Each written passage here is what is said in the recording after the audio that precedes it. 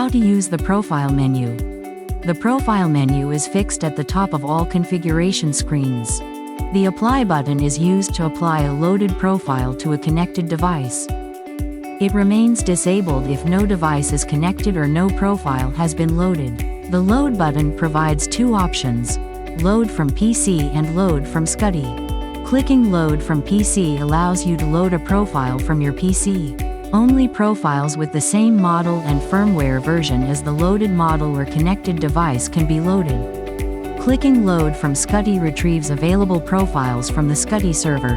After selecting a desired profile from the loaded list and loading it into the SyncMaster configuration screen, the Apply button becomes active. Clicking Apply button applies the loaded profile to the connected device.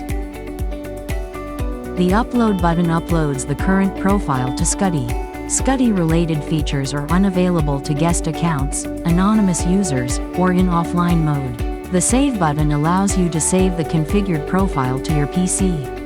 The Edit Profile feature automatically loads the profile currently being edited, allowing the user to manually modify and save it locally.